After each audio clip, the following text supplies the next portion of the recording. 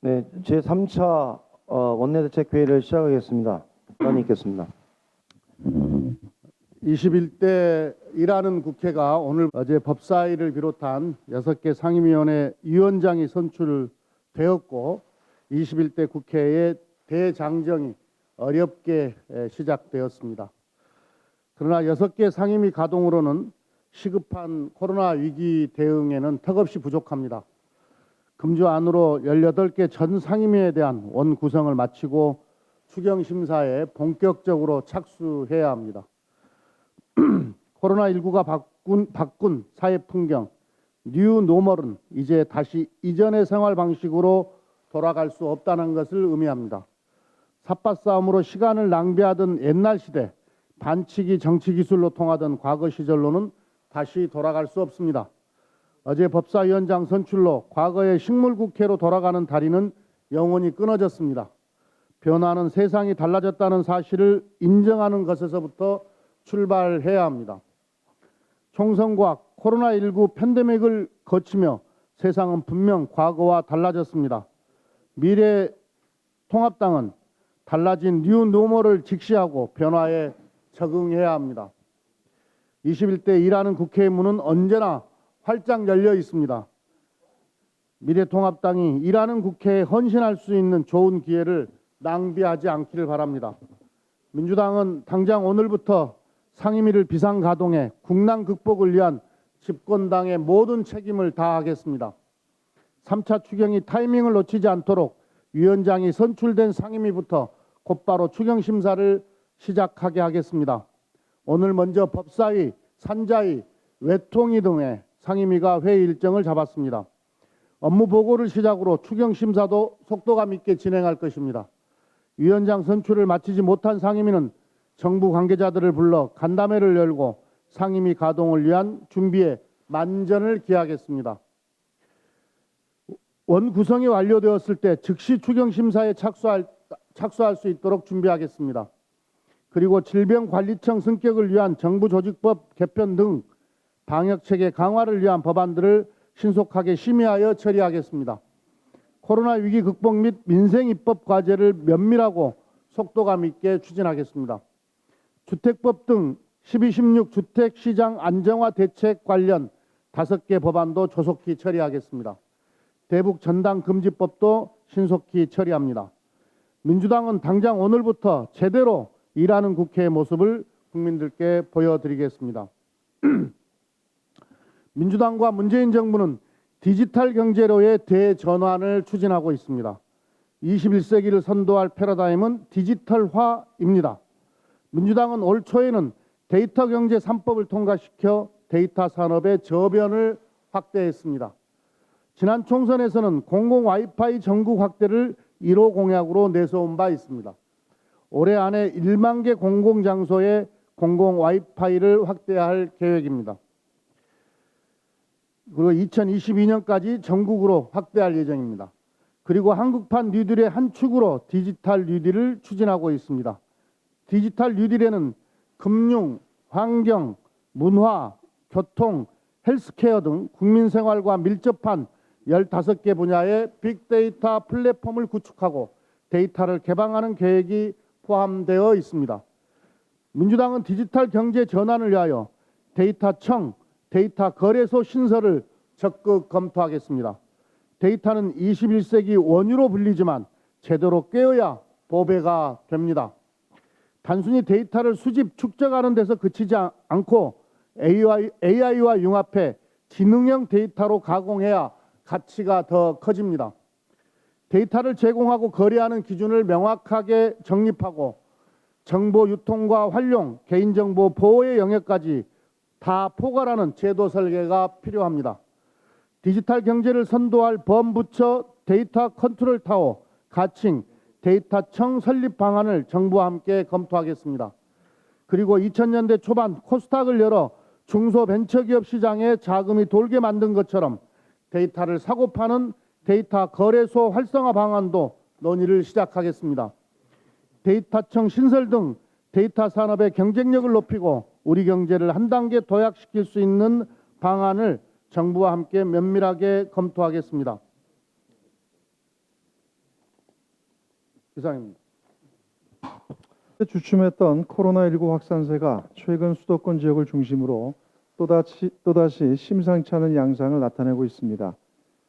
특히 지난달 29일부터 이달 14일까지 17일 동안 수도권 방역 관리 강화 조치가 취해졌음에도 불구하고 서울과 경기 등지에서 소규모 집단 감염이 지속적으로 나타나고 있는 상황입니다. 우려스러운 부분은 예년보다 무더위가 빠르게 찾아오면서 마스크 착용과 실내 환기 등 생활 방역 지침 미준수 사례가 증가하고 있는 부분입니다. 더욱이 더위가 기승을 부릴수록 밀폐된 실내에서의 활동이 늘어날 수밖에 없기 때문에 각별한 주의와 대책이 필요합니다. 이 때문에 정부도 수도권 지역 방역 강화 조치를 무기한 연장하기로 했는데 필요할 경우 고강도 대책의 선제적 추진도 검토해야 할 것입니다. 방역 사각지대에 대한 철저한 관리 감독 강화와 더불어 특히 학교 안팎의 감염 위험 요소 차단에 총력을 기울여주기 바랍니다. 또한 인구 밀집 지역인 수도권 지역 내 병실 및 의료 장비 확충도 보다 서둘러야 할 것입니다. 현재 중국과 미국, 인도, 브라질 등 해외 지역에서 신규 확진자가 급증하면서 코로나19의 제2차 대유행 가능성을 경고하는 목소리가 커지고 있는 만큼 방역 당국의 신속하고 과감한 대응을 거듭 당부합니다. 효율적인 방역 대응 체계 구축을 위해 무엇보다 관련 조직 정비도 서둘러 진행해야 합니다. 이를 위해 더불어민주당과 정부는 어제 당정협의를 열고 질병관리본부에 청승격 및 복수차관 신설, 국립보건연구원의 질병관리청 존속, 질병관리청의 인력 및 예산 보강 등을 주요 골자로 한 정부 조직 개편안을 논의했습니다. 코로나19의 제2차 유행 가능성에 선제적으로 대처하기 위해서는 질병관리본부의 조직 개편을 신속하게 마무리 지어야 합니다. 당정은 이번 6월 국회에서 질병관리청 신설 등의 내용을 담은 정부 조직법 개정안을 최우선적으로 처리하겠습니다. 아울러 이에 따른 시행령 개정 등도 차질 없이 준비할 것입니다. 국민의 생명과 안전을 지키는 것이 우리 정치가 짊어져야 할 가장 기본적인 책무입니다. 정치적 주장과 이해가 다르다고 해도 최소한 이 같은 원칙에서만큼은 여야가 따로 있을 수 없습니다. 코로나19로부터 국민을 보호할 수 있도록 야당의 전폭적이고 초당적인 정부 조직법 처리 협조를 촉구합니다. 더불어민주당과 야4당은 어제 본회의에서 법사위와 기재위 등 6개 상임위의 위원장 선출 절차를 매듭 지었습니다. 국민적 기대를 안고 출발한 21대 국회가 벌써 20여일째 개점 휴업 중이고 상임위 구성 법정 시한도 이미 일주일이나 지난 상황에서 더 이상 상임위 구성을 미룰 하등의 이유와 명분이 없었기 때문입니다. 특히 코로나 경제위기 극복을 위한 3차 추경과 남북관계 문제 등 시급한 현안들이 산적한 상황에서 미래통합당의 기약 없는 목리를 더 이상 기다려줄 수 없습니다. 이로써 체계 작구 심사권을 악용해 정상적 국회 운영을 방해해온 입법농단의 악순환은 어제부로 그 수명이 다했고 관행이라는 이름으로 반복되어 온 국정 발목 잡기와 국회 파행의 과거는 마침내 종지부를 찍게 됐습니다. 이제는 정책과 대안을 두고 건설적인 경쟁을 펼치는 생산적인 정치, 365일 국민을 위해 일하는 국회 만들기에 여야 모두 총력을 기울여야 합니다. 더불어민주당은 오늘부터 국회를 가동시켜 3차 추경과 민생 입법들을 속도감 있게 처리해 나갈 것입니다.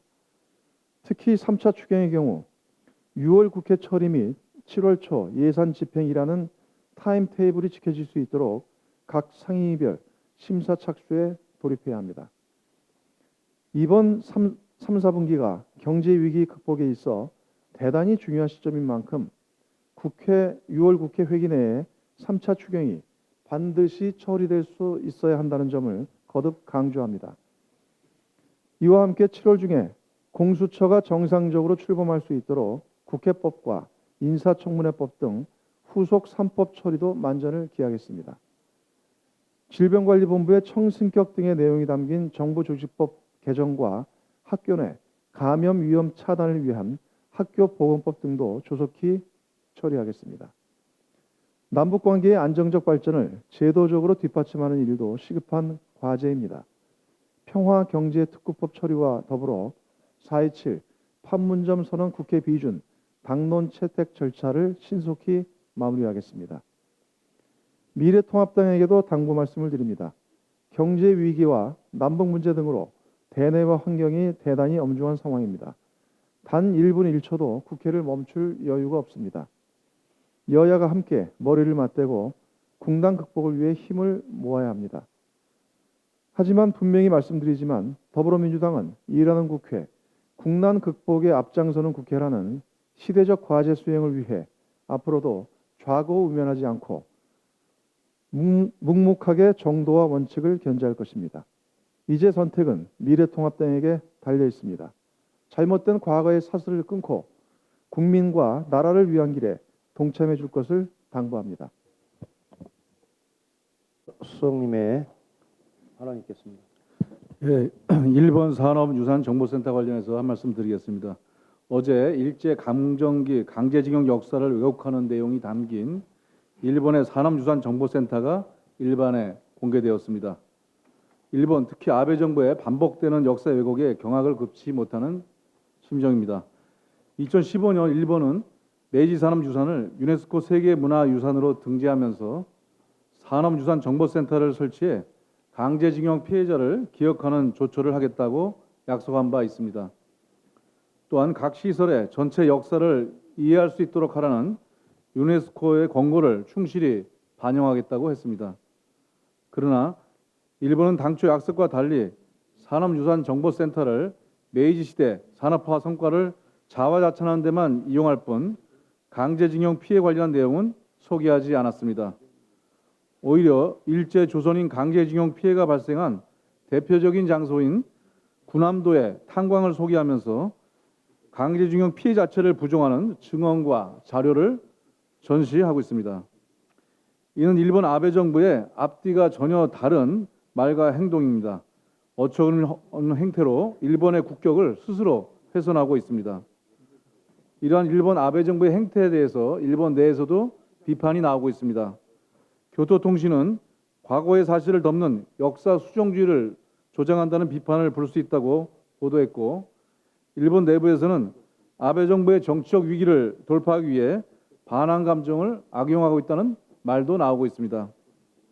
우리 당과 문재인 정부는 이 같은 일본 아베 정부의 어처구니없는 역사 왜곡 행태에 대해 앞으로도 강력히 대응해 나가겠습니다.